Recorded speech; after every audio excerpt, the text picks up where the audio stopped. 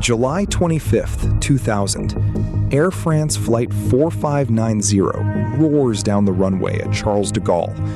But something is terribly wrong. A trail of fire erupts from the left wing. 109 people on board, 4 on the ground. None of them know they have just seconds left to live. This wasn't just the end of a flight. It was the end of an era. The Concorde, the greatest engineering marvel of the 20th century, was falling from the sky. But was this crash a tragic fluke? Or was the Concorde doomed from the very day it was conceived? Let's rewind to the 1960s. The space race is on, but down on Earth, a different race is brewing. Britain and France decide to team up to build something impossible, a passenger jet that flies faster than a rifle bullet. They called it Concorde, meaning harmony. But harmony is the last thing you'd feel if you were paying the bill. It was supposed to cost £70 million. It ended up costing over $1.3 billion, a 1,900% budget overrun. Talk about a bad investment. But man, was it beautiful. A slender delta wing, 4 massive Olympus engines, and that iconic droop snoot nose. It flew at Mach 2.04, twice the speed of sound. You could leave London and arrive in New York before you left, thanks to time zones. You were flying at 60,000 feet. You could literally see the curvature of the Earth. It was the ultimate status symbol. Champagne, caviar, and celebrities. It was the only way to travel if your bank account had more commas than a grammar textbook. But there was a massive problem, and it wasn't the price of the tickets. It was the noise. When you break the sound barrier, you don't just go fast. You create a sonic boom, a massive shockwave that shatters windows and terrifies livestock on the ground. Because of this, the US and other countries banned the Concorde from flying supersonic over land. That meant this billion-dollar, ultra-fast jet was only allowed to go fast over the ocean. Suddenly, the market for the plane vanished overnight.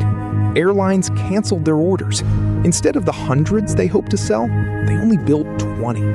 And only 14 went into commercial service. British Airways and Air France effectively got them for free from their governments, just to save face. For 27 years, they flew a tiny niche of ultra-rich passengers, but the economics were bleeding them dry. It burned 2 tons of fuel just taxiing to the runway. Think about that, 2 tons! It was an environmental and economic nightmare dressed in a sleek white tuxedo. Which brings us back to that tragic day in 2000. A Continental Airlines DC-10 had taken off minutes earlier and dropped a tiny 17-inch strip of titanium onto the runway. When the Concorde rolled over it at 200 miles per hour, the metal shredded the tire.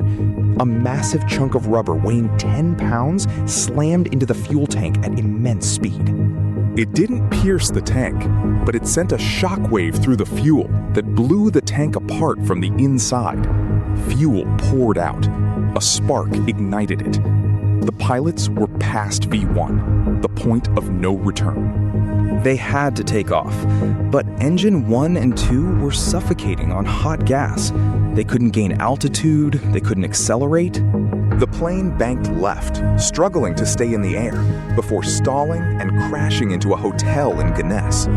The safety record of the Concorde, which had been flawless for 27 years, was destroyed in 2 minutes. The plane was grounded, modified, and eventually brought back, but the damage was done. Then, 9/11 happened. The entire aviation industry collapsed. Premium travel plummeted, and the aging Concordes were becoming too expensive to maintain. In 2003, Richard Branson tried to buy the fleet for Virgin Atlantic, offering £1 million each, but Airbus refused to supply parts. It was over. On October 24, 2003, the Concorde took its final flight. For the first time in human history, technology took a step backward. We used to cross the Atlantic in 3 hours. Now it takes 7. But is supersonic travel dead forever? Maybe not. Companies like Boom Supersonic are building the Overture, aiming to bring back Mach 1.7 travel by 2029, using sustainable aviation fuel to fix the environmental and economic problems. NASA is working on the X-59, a plane designed to shape the sonic boom into a quiet thump, potentially lifting the ban on overland flights. The Concorde might have been a commercial failure, but it proved one thing. Humanity's desire to go faster will never die. This plane flew so fast, you literally arrived before you left. The Concorde flew at Mach 2, twice the speed of sound. A flight from London to New York took just 3 hours.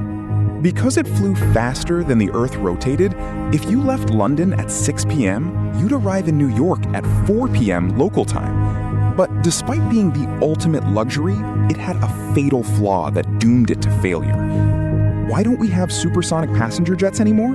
Because they were illegally loud. When a plane breaks the sound barrier, it creates a massive sonic boom that shatters windows on the ground. Because of this, the US banned the Concorde from flying at top speed over land. That meant it could only fly fast over the ocean, killing its market overnight and making it a massive financial disaster. A tiny 17-inch piece of metal destroyed the greatest airplane ever built. In the year 2000, a Concorde rolled over a scrap of titanium left on the runway by another plane. The metal shredded the tire, sending a 10-pound chunk of rubber into the fuel tank at 200 miles per hour. The shockwave burst the tank, the fuel ignited, and the plane crashed, ending the era of supersonic travel forever. Did you know the Concorde physically stretched while flying? Flying at Mach 2 creates intense friction, heating the nose to 260 degrees Fahrenheit. The heat caused the metal fuselage to expand, stretching the entire plane by up to 10 inches during flight. Flight engineers could literally slip their hands into gaps that appeared in the cockpit panels mid-flight. The Concorde is the only time in history human technology took a step backward. For 27 years, we could cross the Atlantic in 3 hours. Today, it takes 7. After a fatal crash and the post-9/11 travel slump, the planes became too expensive to run. The fleets were retired in 2003, and since then, we've been stuck flying slow. Supersonic passenger travel is coming back.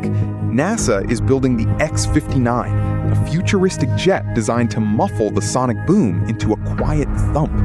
Meanwhile, companies like Boom Supersonic are building the Overture, set to fly passengers at Mach 1.7 by 2029 using sustainable fuel. The era of the Concorde may be over, but the future of speed is just beginning.